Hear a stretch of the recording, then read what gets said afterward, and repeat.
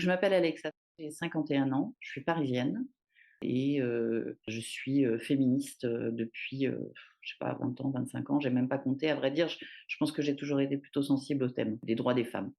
Je sais qu'il y a beaucoup de femmes qui sont capables d'identifier, clairement le moment où elles ont dit non. Moi, je suis absolument pas capable de le trouver. Je le cherche depuis un moment parce que c'est souvent une question qui est posée, et je le trouve pas. Au départ, effectivement, comme tout le monde, moi j'étais plutôt, en tant que féministe et en tant que femme, ouverte à me poser des questions, sur ce sujet-là et sans préjugés, sans a priori, de tout ça du tout. Je voulais bien étudier les possibilités parce que s'il y a une chose qui est claire pour moi, c'est qu'en féminisme, on réévalue des concepts et des idées en permanence. Ça fait partie des fondements du féminisme, de se pencher sur les choses à un niveau sociétal et en profondeur et de façon méticuleuse. Bonjour et bienvenue sur le podcast Rebelles du genre. Nous sommes des femmes, militantes pour l'affirmation et la protection des droits des femmes basés sur le sexe, et donc notre biologie. Le sexe est la raison de notre oppression par les hommes et le genre en est le moyen. Nous sommes les rebelles du genre. Nous observons aujourd'hui avec fureur des hommes qui envahissent nos espaces, agressent nos sœurs, revendiquent nos droits. Conditionnés à la gentillesse et touchés par leur victimisation, les femmes mettent en général un certain temps à comprendre l'arnaque du mouvement transactiviste et commencent souvent par soutenir cette idéologie. Puis elles ouvrent les yeux, constatent sa violence et la refusent.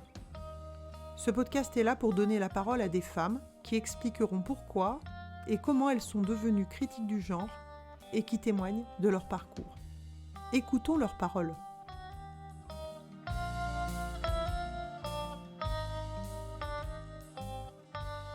Je me souviens que quand la série Orange is the New Black est sortie, donc il y avait ce personnage qui était trans, qui était incarcéré, et je me disais, il est évident que c'est pas une femme comme moi, et d'ailleurs le personnage ne le cachait pas. Le personnage était clairement posé comme étant une personne trans, mais je vois bien qu'effectivement c'est une question intéressante. J'avais pas d'a priori négatif en tout cas.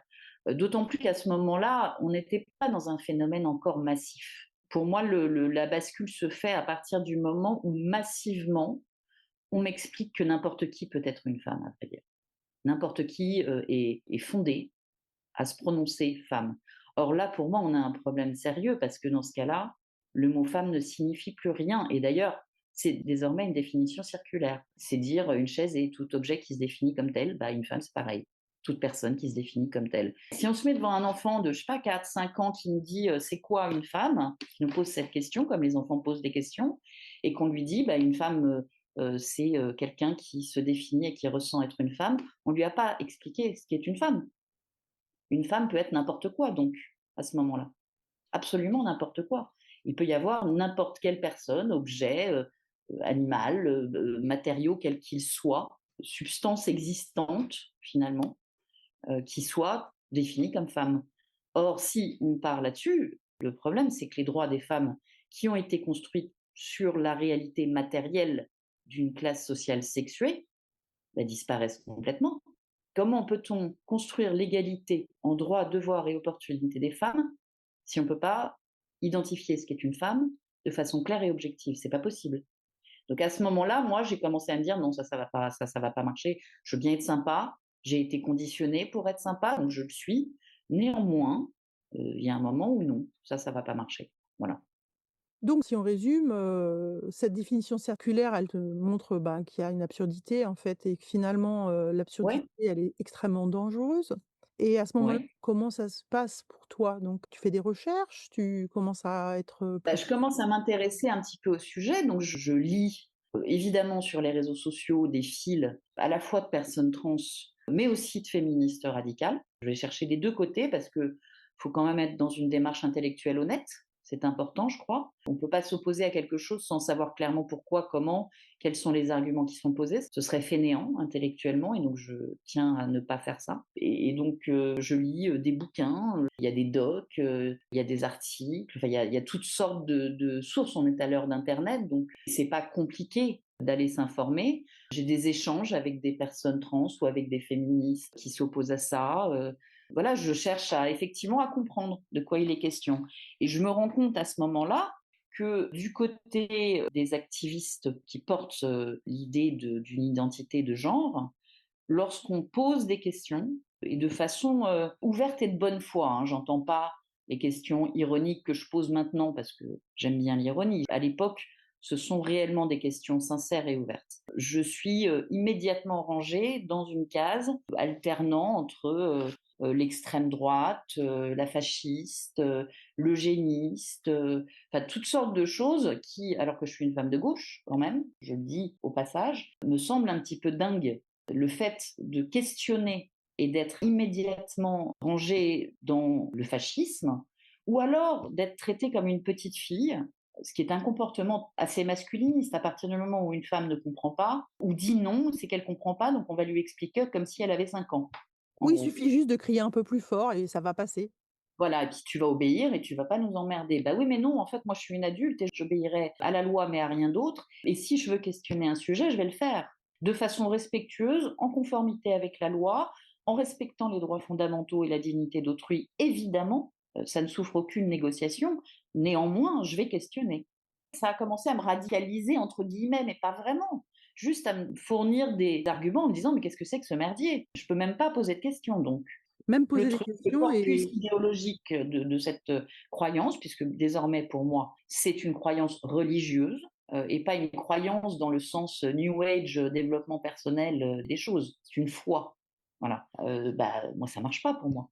d'ailleurs, ça m'intéresse cette question de la foi parce que je partage complètement ton avis, hein. Je pense que ça effectivement, c'est une croyance, et moi en tant que, fonctionnaire, enseignante, je suis Mhm. par, la charte de la laïcité et donc je considère Sûr. que, ces croyances-là n'ont pas de place à l'école. Ce qui pose un problème avec la circulaire Blanquer, hein, qui Absolument. vide cette notion d'identité de genre qui n'existe, que dans l'esprit, de gens qui ont bien envie, quoi.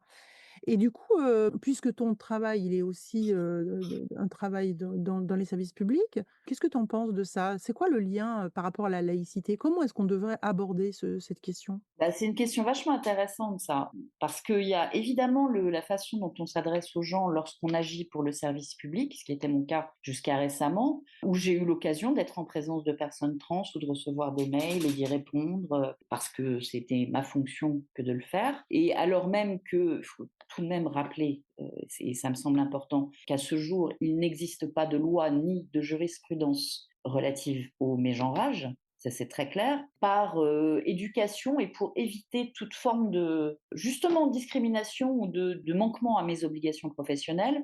Moi, j'ai jamais mégenré qui que ce soit dans l'exercice de mes fonctions. Et aujourd'hui, je me questionne, est-ce que j'aurais dû ouvrir cette conversation? Je ne sais pas, j'ai pas de réponse à ça. Je suis d'accord sur le fait que on a tout de même un problème de cohérence entre le principe de laïcité du service public qui doit s'attacher aux faits objectifs et non à la foi, quelle que soit la nature de la foi, et le fait obligé, dans le contexte social et sociétal, de considérer qu'une femme trans est une femme, qu'un homme trans est un homme, et que bah, l'habit fait le moine, et qu'on ne doit pas discuter ça. Dans le service public, à vrai dire, on doit pouvoir tout discuter en s'attachant à l'application de la loi. Donc les droits d'autrui sont absolument pas négociables. Néanmoins, est-ce que le service public doit répondre à une fiction? C'est tout de même une question. Alors évidemment, là-dedans, il y a la question du changement d'état civil. Et tout le problème, finalement, vient sur le terrain de la féminité ou de la masculinité qui peuvent, dans le cas d'espèce, entrer en contradiction totale avec le masculin et le féminin.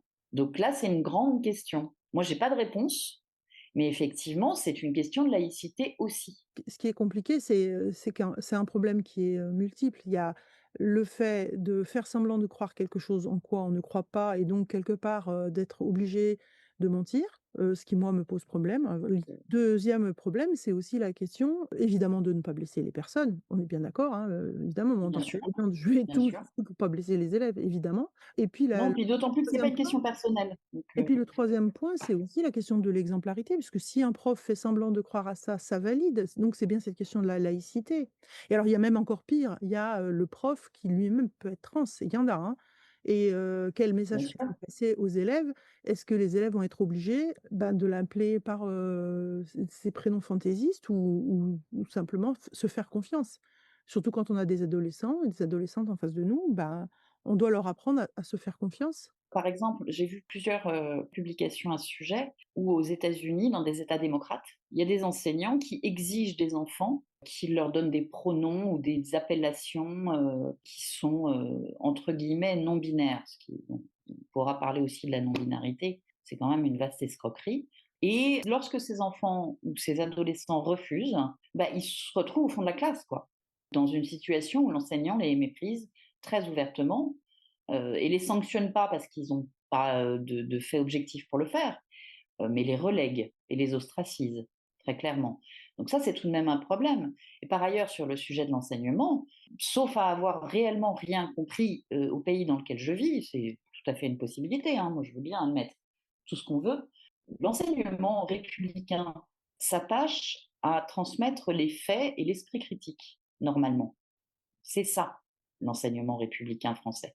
C'est l'apprentissage à partir d'un stock de connaissances, d'être capable de prendre la distance pour pouvoir les analyser de façon critique.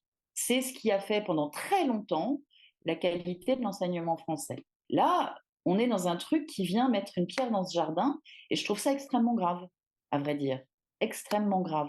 Et pas au motif qu'il faudrait former des élites, au contraire, au motif de l'éducation populaire, de l'accession sociale et de la capacité pour un gamin qui vient de milieu populaire, où tout le monde ne parle pas français à la maison, ou voire on ne parle pas du tout français à la maison, enfin, où il y a des circonstances sociales qui sont compliquées, de pouvoir s'élever grâce à l'instruction.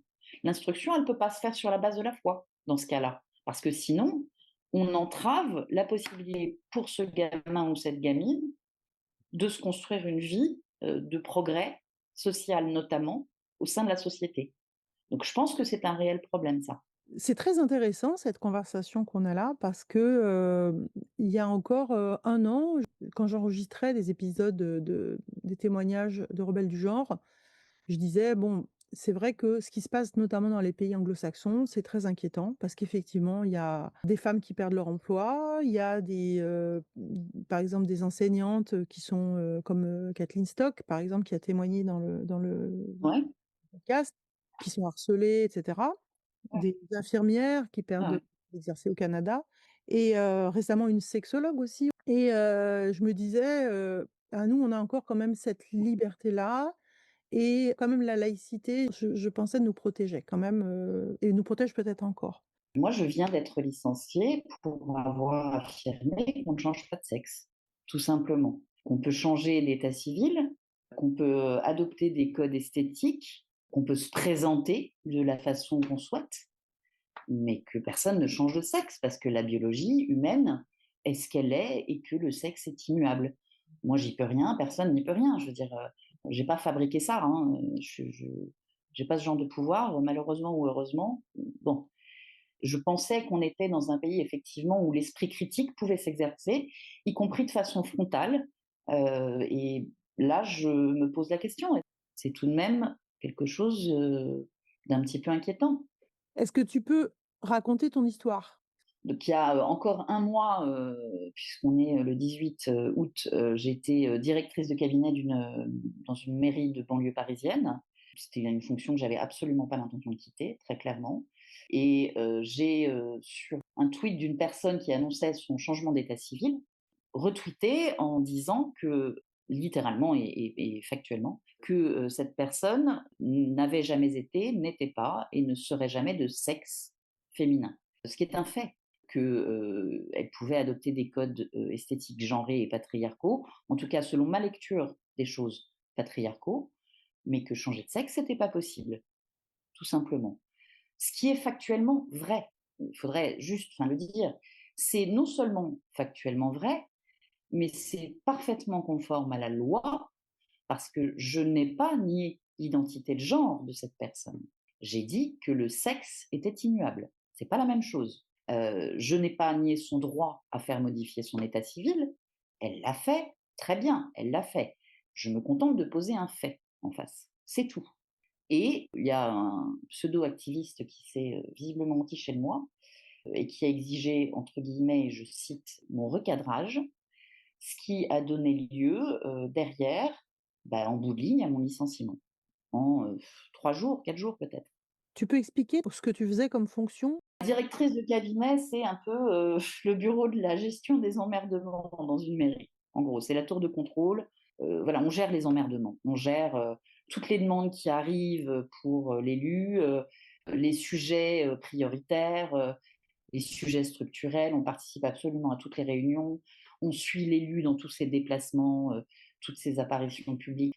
C'est le bureau de la gestion des emmerdements, en synthèse. Quand on le fait comme moi, je souhaitais le faire, en tout cas, c'est-à-dire que de façon globale, quand je prends un engagement, je prends un engagement, hein, je ne mégote pas là-dessus. C'est 70 heures de boulot par semaine, c'est 6 jours sur 7 en tarif syndical, avec des journées de 12 à 15 heures. Donc c'est pas mal rémunéré du tout, hein, c'est à mon avis assez équitable d'ailleurs que ce le soit correctement. Néanmoins, c'est un job qui est extrêmement épuisant, c'est-à-dire que j'y ai laissé ma vie sociale, ma vie familiale. J'ai plus d'amis autour de moi ou très peu, bon là, ça revient, mais c'est 1 an et demi durant lesquels ma vie a été intégralement absorbée par ce job, ce que j'avais l'intention de continuer à faire parce que moi, quand j'ai pris ce job, je l'ai pris en me disant: «L'extrême droite est vraiment à nos portes et il faut qu'on aille mettre les mains dans le cambouis à chaque fois que c'est possible» et donc démontrer l'action de la gauche et être là pour les gens, et être là pour la collectivité, la société et l'intérêt général. C'est pour ça que j'ai pris ces fonctions. Je le regrette absolument pas parce que je m'y sentais utile. C'était un job que je connaissais pas, donc au début ça a été un peu chaotique, ça n'a pas été facile. D'autant plus que je venais du privé, donc le vocabulaire du service public, c'est tout de même quelque chose. C'est une langue à part qui est faite d'acronymes majoritairement. Donc il m'a fallu un petit peu de temps pour arriver à me glisser dans le costume et habiter mon fauteuil.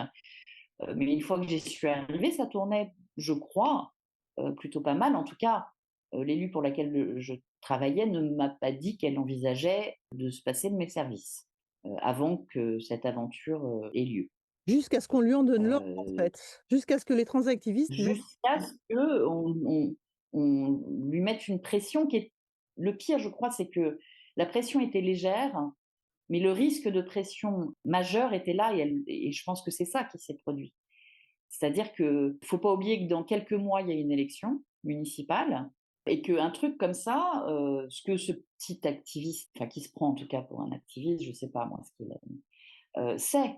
C'est-à-dire que là, c'est pas le moment d'avoir un sujet un petit peu difficile et controversé. Donc il a choisi son moment parce que moi, sur Twitter notamment, et même sur Facebook d'ailleurs, ça fait des années que je développe des arguments critiques du genre. Des années. Je ne m'en suis jamais cachée. J'assume, je le fais sous mon nom, sans me planquer de rien du tout. Je porte un discours et on a le droit de pas être d'accord avec moi, j'entends bien, mais en tout cas, je me cache pas. Je me suis jamais cachée. Et j'ai des tas d'amis qui sont sous pseudo, et etc. Et ils ont des raisons et ils font bien ce qu'ils veulent. Moi, je suis un petit peu réfractaire au pseudonymat. Je pense qu'à un moment donné, dans la société dans laquelle on vit, il faut porter ses convictions clairement et sous nos noms propres et sous nos identités propres. Effectivement, parfois c'est risqué, je ne peux pas dire le contraire, je l'expérimente. Néanmoins, ce sont des sujets importants. Moi, j'y vais honnêtement, quoi. Je suis honnête dans mes positions. Donc voilà, mais dans le cadre d'une élection qui arrive avec un contexte politique qui est compliqué, ben voilà, ça donne lieu à l'ostracisation de qui, justement, ne se cache pas et entend poser un sujet sur la table. Et sans me prendre pour ce que je suis pas, je veux dire, je comprends parfaitement que mon discours puisse sembler très prétentieux et qu'on se dise que je veux exister. C'est pas une question de moi, on est 8 milliards sur cette planète, la moitié sont des êtres humains de sexe féminin. Moi, je veux dire, personne ne se souviendra de moi après ma mort et c'est très bien comme ça, je m'en fous. C'est pas le sujet, c'est pas le sujet. Le sujet, c'est de porter cette question-là. Qu'est-ce qu'une femme? Ça, c'est important.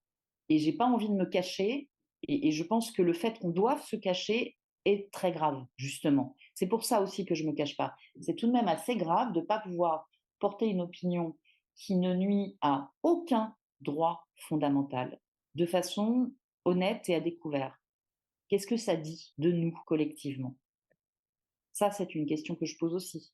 Ce que ça dit, je pense, c'est surtout que les droits, évidemment, supplémentaires, grattés sur les droits des femmes, par les hommes ont beaucoup plus d'importance que les droits fondamentaux des femmes, comme le droit au travail, le droit à s'exprimer ou les convictions qu'on peut avoir ou le droit de défendre les femmes. Voilà, Oui, c'est ça, un petit droit supplémentaire de pouvoir aller exhiber un certificat de naissance falsifié, tout ça avec un coût énorme pour les femmes. Et finalement, puisque ce ne et sont uniquement pas les pour les femmes et pour les enfants aussi.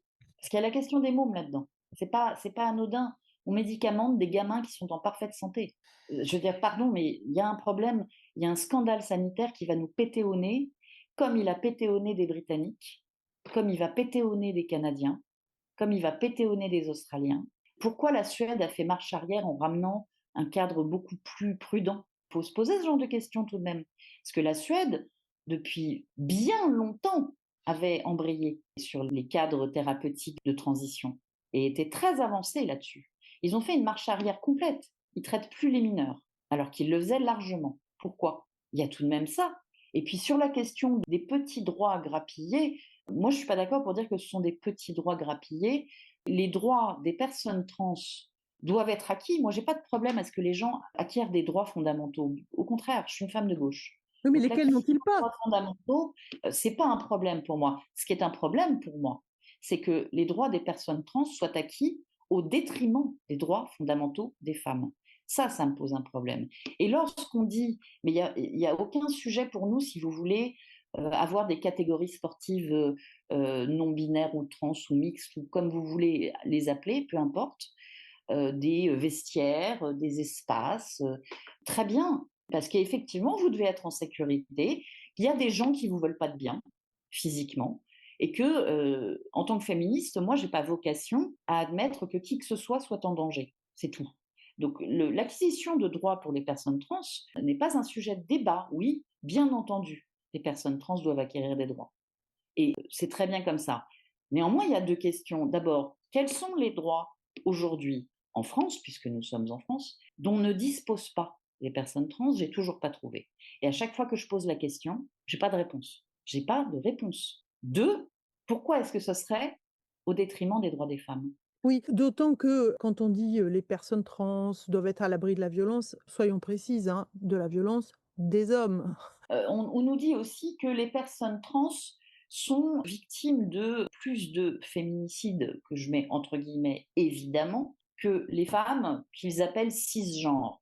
Entre parenthèses, je m'oppose à cisgenre, je ne suis pas une sous-catégorie, je suis une femme, point, c'est tout. Et donc on nous dirait qu'en fait, la population transgenre est la plus discriminée. Mais pardon, si je ne m'abuse et qu'on me corrige, vraiment, moi j'accepte toujours d'admettre que je me suis trompée sur un fait précis. Il y a eu ces 5 dernières années, je crois, 2 personnes trans qui ont été assassinées par des hommes dans des contextes prostitutionnels. Et peut-être une troisième, je crois, qui a été assassinée par son conjoint, effectivement, mais toujours dans un cadre prostitutionnel.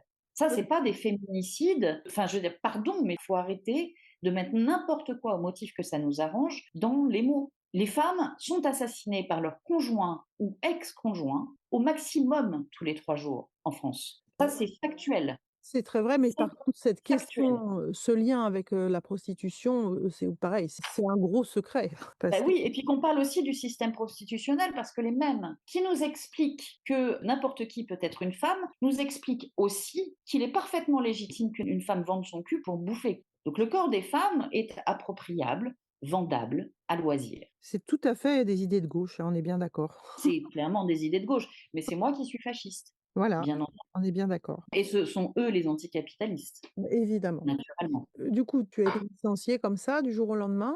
Oui, alors le statut des collaborateurs, de cabinet est un statut dérogatoire. Donc on peut parfaitement, effectivement licencier quelqu'un extrêmement rapidement et extrêmement facilement. Pour le coup, je savais, c'est un siège éjectable, tout simplement, hein. Donc en fait, ces activistes des droits des personnes trans n'ont pas hésité à exiger, comme ils l'ont exigé pour moi d'ailleurs, le licenciement Bah, d'une les mots qui ont été prononcés officiellement, en tout cas qui ont été écrits officiellement, c'est recadrage. Voilà, en bout de ligne, j'ai été licenciée. Et derrière, la personne qui a lancé ce mot de recadrage en taguant l'élu pour laquelle je travaillais, son parti, un certain nombre d'organisations, etc., s'en est félicité et a dit et a écrit de façon très claire être fière de mon licenciement. On est d'accord que c'est quelqu'un qui milite dans une association, de transactivistes et donc effectivement, bon, bah, c'est cohérent avec leur posture habituelle, hein, donc Voilà, et on a essayé de m'expliquer que c'était, des gens qui étaient antiféministes, c'est un petit peu facile. Non, ce sont des transactivistes misogynes, c'est simple. bah, c'est un peu la même chose, non? Oui, c'est la même chose, mais moi j'ai l'impression tout de même que lorsqu'on dit antiféministe, on inverse un petit peu la charge des choses. Ah oui, d'accord, comme le bah, masculiniste, on peut dire à ce moment-là. C'est ça, ce sont des transactivistes masculinistes misogynes. Très bien. En tout cas, c'est mon opinion, bah, qu'ils me poursuivent, si, ils veulent, hein, on verra. Oui, bah, ça m'étonnerait qu'ils puissent, prouver le Enfin, contraire. si j'avais pu être poursuivie pour ce que j'ai dit, ça serait déjà fait. Tout à fait, puisque effectivement, en France, on a, encore le droit de ne pas croire qu'on Et je veut. n'ai rien dit d'illégal, ni qui nie les Voilà. droits fondamentaux d'autrui. Tout ça, c'est très inquiétant et ça a été permis quand même par le fait que tu avais quand même professionnellement un statut très précaire. Parce que ce qu'on Bien entend sûr. ici, là, c'est vraiment très, très inquiétant. Il y a énormément de femmes que je rencontre, moi, dans le cadre de mon podcast ou dans mes activités militantes, qui ont très peur de parler parce que effectivement, les conséquences pour elles sur le plan économique et donc sur leur vie, elles sont directes. Sont pragmatiques, je veux dire, j'ai une fille qui fait des études, qui C'est vit ça. avec moi, voilà. Je suis pas riche, j'ai pas un rond de côté, en dehors de ce que j'ai mis de côté, cette dernière année et demie pour financer les études de ma fille et ça va pas chercher bien loin, quoi. Donc Ouais. voilà, maintenant je cherche un job et puis voilà, c'est tout, j'espère en trouver un rapidement mais pour le moment, je suis en vacances puisque j'avais le droit à des congés payés, donc je les prends. Bah oui, c'est un peu la moindre des choses quand même. C'est voilà, ça s'appelle un droit. Est-ce que tu peux développer un peu ton analyse sur, cet événement? Bah, mon analyse sur cet événement, c'est l'injonction au silence et à l'acceptation d'une foi. Vraiment, moi, je rattache ça à la foi, qui devrait nous intimer l'ordre du silence. Et après, sur le sujet, plus particulièrement de la transidentité, finalement, moi, il y a 3 points, tout de même, qui me semblent importants ou notables. Le premier, c'est que nous sommes souvent accusés de nier l'existence des personnes trans.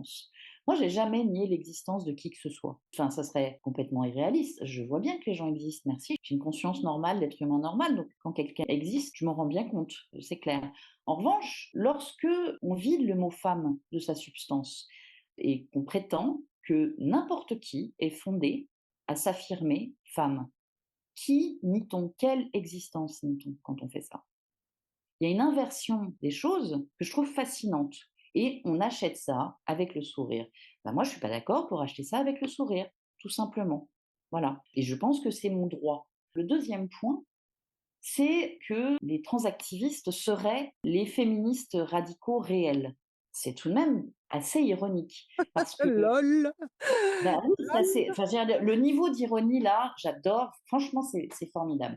Parce que si ce sont eux qui luttent activement et réellement contre le patriarcat, il va falloir m'expliquer la cohérence qu'il y a entre ça et le fait de prétendre que l'habit fait le moine, tout simplement. Moi, je m'attache à l'être, je m'attache pas à ses vêtements, à sa coupe de cheveux, à sa manicure, à ses chaussures, du tout ou à une paire de seins en silicone ou fabriqués sur hormones. Je m'attache à l'être au fond.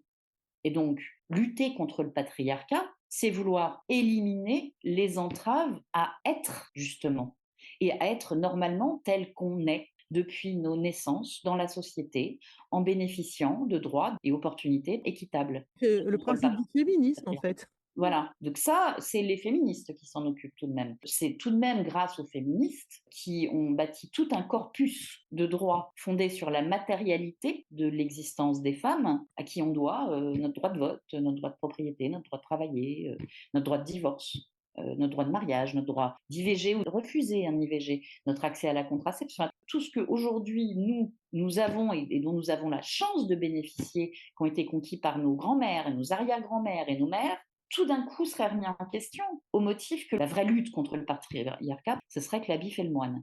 J'ai reçu un email long comme le bras d'une personne qui fut un homme et qui désormais affirme être une femme, que j'ai connue il y a très longtemps, donc j'ignorais sa transition, très bien, ça m'est annoncé, qui m'écrit un très long email qui en synthèse est moi,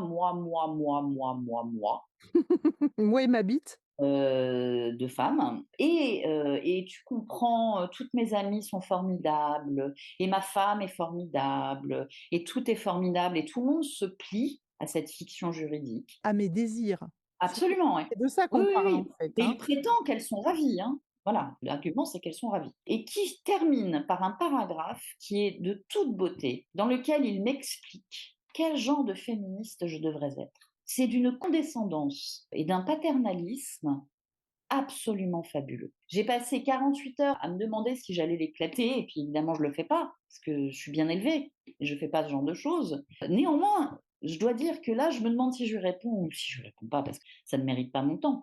Je ne sais pas, j'ai pas encore décidé. Tu sais que je te trouve Je sais beaucoup pas. plus gentille que moi parce que moi, ce genre de personnes, je les affiche et je mets leur nom. Comme ça, je règle la Ouais, moi question. je le fais pas parce que voilà, enfin, on a toutes nos façons d'agir, et cetera. Moi, j'ai vraiment à cœur de rester, non pas justement sur les individus, mais sur l'intérêt général et le sujet. Je suis, assez catastrophée justement par l'individualisme qu'on a adopté, comme un seul homme dans les sociétés occidentales, qui fait que c'est le droit individuel qui compte. Mais on va bousiller tout ce qu'on a construit à ce jeu-là. Et je suis désolée, mais l'individualisme et le ressenti individuel, c'est pas une notion de gauche. La gauche travaille à l'intérêt général, à l'annihilation des classes sociales de façon à ce qu'on puisse former un ensemble. C'est ça la gauche en synthèse. C'est pas le ressenti individuel. Donc c'est pour ça aussi que non, je nomme pas les gens et non, je les affiche pas individuellement. À part, alors sur Twitter, je peux retweeter un truc, mais sur des comptes qui sont ouverts en public. Donc les gens, pour moi, ont consenti à ce qu'on commente ou on apprécie les choses. Mais malgré tout, enfin, je pense que nos 2 positions se tiennent, hein. Moi, en ce qui me concerne, une personne qui cherche à me nuire activement ou qui m'explique la vie et qui me pourrit la vie et qui me dévore mon énergie et cetera, eh ben, je l'affiche. Mais je comprends parfaitement cette position. Moi, j'évalue si ça mérite un traitement par le mépris. C'est quand Voilà. même quelqu'un qui, moi, par exemple, si j'avais eu le nom de la personne qui a écrit cette lettre anonyme à mon proviseur, ben, je l'aurais affiché Ah bah net et oui. net. Non, puis en Je veux plus, dire, la lettre anonyme, enfin, ça, c'est malodorant, la oui, lettre anonyme, oui, pardon. c'est vrai, ça pue. C'est malodorant. On sait ce que c'est, la lettre anonyme. C'est absolument inimaginable. Est-ce que tu veux développer maintenant, peut-être, Bah, il y a une troisième idée, parce que j'avais dit oui, trois, donc alors il vas-y, y a 3 une idées. troisième. C'est que on prétend que les féministes radicales comme nous sont des gens qui veulent empêcher, qui veulent censurer, qui sont en fait résolus à faire du mal à autrui. Sauf que d'une part, bah, c'est nous qui sommes censurés, licenciés, emprisonnés pour Betty Lashgar, par exemple. Hein. Rappelez qu'il y a une femme qui est actuellement détenue au Maroc pour avoir affirmé et exercé sa liberté d'expression. Je pense que c'est important. Enfin, à l'heure où on enregistre, en tout cas, et au jour où on enregistre, j'espère que ça ne durera Ouais, pas, mais au jour où on enregistre, il y a une femme qui est en prison au Maroc pour avoir exercé sa liberté d'expression. et on se bat comme des forcenés pour en parler. Ouais. Donc Et merci voilà. Barbara. Et il y a aussi une autre femme qui actuellement est réfugiée politique en Europe parce qu'elle risque 25 ans d'emprisonnement pour avoir affirmé qu'un homme n'est pas une femme. C'est une Brésilienne, c'est la première réfugiée politique à ce titre. C'est quand même très grave. C'est pour ça que je relativise un petit peu la perte de mon emploi, si tu veux, parce que il se passe des choses extrêmement graves tout de même. Il faudrait qu'on le dise. Alors que, par ailleurs, sur le fond, aucune de nous n'a jamais souhaité la mort, la maltraitance ou la diminution des droits des personnes trans. Nous, on demande l'ouverture d'une conversation qui nous permette de trouver un consensus. Et notre base de conversation, c'est les droits des personnes trans ne peuvent pas être acquis au détriment des droits des femmes. Maintenant, qu'est-ce que vous voulez et comment on trouve une solution? Nous, c'est ça qu'on dit quand même. Il ne faudrait pas l'oublier non plus. Donc, lorsque on nous dit que nous sommes fascistes, est-ce que le fascisme recherche jamais un consensus dans l'histoire humaine et dans l'histoire du fascisme? Mais à un moment donné, il faut revenir à des notions simples. Hein. Moi, j'ai pas vu ça nulle part. Alors, certes, je suis pas historienne, hein, je prétends pas ça, mais tout de même, il ne me semble pas que le fascisme recherche un consensus. Moi, je suis toute prête à ouvrir une discussion de consensus. Ça ne se fera pas au détriment des droits des femmes. C'est aussi simple que ça. Est-ce que tu veux encore ajouter quelque chose pour, les personnes qui nous écoutent? Bah, écoute, non, je crois que j'ai l'impression d'avoir dit beaucoup de choses là. Donc non, ça couvre à peu près les choses là. À moins que tu, penses à une question, que tu voudrais poser, bien entendu. Non, moi je te remercie du fond du cœur, pour ton engagement, pour la clarté de tes explications, pour ton humanité aussi, parce que, effectivement, on voit bien que tu illustres parfaitement qui nous sommes, nous, les féministes, tellement ostracisées, qu'on nous on traite de fascistes ou de nazis ou de tout ce qu'on veut. Tu en payes un prix très lourd, je trouve. Donc moi, je souhaite vraiment que ta situation, elle s'arrange rapidement quand même, hein, Bah, moi professionnellement, aussi, oui, oui, bien sûr, parce mais que enfin, c'est je quand te même, dis, je relativise parce qu'il y a des femmes qui sont en prison et qui sont menacées non, de non, mais mort, c'est donc pas parce qu'il y a il y a la peste quelque part qu'on va pas soigner la grippe chez nous. Enfin, je veux dire, c'est pas une j'entends bien. raison, tu vois? Ma grippe, elle se soignera, quoi. On l'espère toutes. En tout cas, on t'envoie beaucoup de soutien, beaucoup de sororité. Je te Merci remercie. beaucoup, Alexa. Merci beaucoup, à toi aussi. Merci d'avoir écouté notre parole et n'hésitez surtout pas à partager le plus largement possible. S'il vous plaît, signez la Déclaration des droits des femmes basée sur le sexe, womensdeclaration.com. Rejoignez-nous, n'ayez plus peur. Ensemble, nous ferons changer les choses. Si vous souhaitez témoigner, contactez-nous. Et à bientôt pour un nouveau témoignage de Rebelles du genre.